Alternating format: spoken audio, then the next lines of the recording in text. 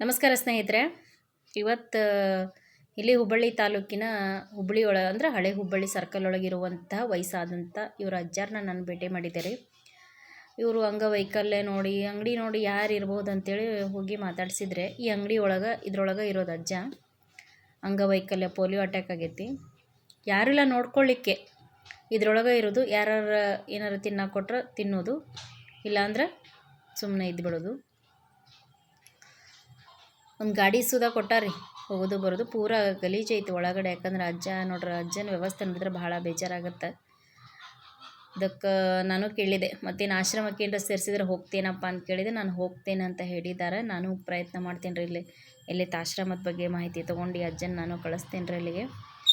ಆದರೆ ಒಂದಂತರೂ ಏನು ಅನಿಸ್ತದೆ ಅಂದ್ರೆ, ಇಷ್ಟೆಲ್ಲ ಇರುವಾಗ ಇಷ್ಟಾದ ಮೇಲೂ ಅಲ್ಲಿ ನೋಡ್ರಿ ಬ್ಯಾಗುಗಳು ಕೂಡ ಹಾಕಿದ್ರೆ ಯಾಕೆ ಬ್ಯಾಗ್ ಇಟ್ಟಿಪ್ಪ ಅಂದ್ರೆ ಮಾರಾಕಿಟ್ಟಿದ್ದೆ, ಯಾರು ತೊಗೊಳ್ಳಿಲ್ವಾ ಅಂತಂದ್ರೆ.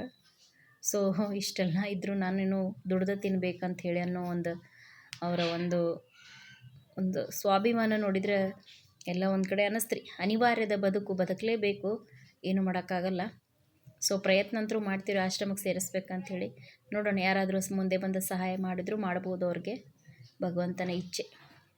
ಶುಭ ಮಸ್ತು. ನಮಸ್ಕಾರ ಸ್ನೇಹಿತರೆ. ಆಶ್ರಮ ಕಳಿಸಿದ್ರೆ ಹೋಗ್ಯಾ? ಇದೆಲ್ಲ ಬಿಟ್ಟು ಹೋಗ್ಯಾ?